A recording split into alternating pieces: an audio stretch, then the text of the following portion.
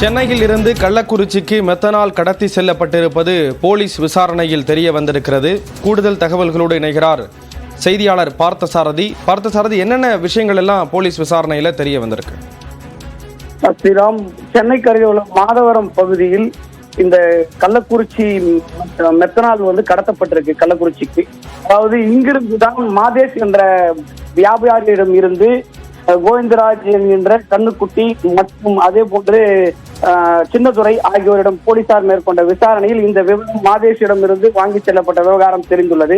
330 litre இந்த கள்ளச்சாராயத்துக்கு தேவையான மூலப்பொருளான methanol வாங்கி செல்லப்பட்டிருக்கிறது. அதாவது 60 லிட்டர் மெத்தனால் 4 டியூப்களிலும் 30 லிட்டர் மெத்தனால் 3 டியூப்களிலும் கொண்டு செல்லப்பட்டுள்ளது. இந்த விவரத்தை காவல்துறையினர் விசாரணையில் தற்போது தெரிய வந்துள்ள நிலையில் மாதேஷை கைது செய்ய தனிப்படை போலீசார் தற்போது முழுவீச்சில் இறங்கியுள்ளனர். ஸ்ரீராம், கள்ளக்குறிச்சி கள்ளச்சாராய சம்பவத்தில் சென்னையிலிருந்து மெத்தனால் கடத்தப்பட்டிருப்பது தெரிய வந்திருக்கிறது. அது தொடர்பான விவரங்களுக்கு நன்றி பார்த்தசாரதி.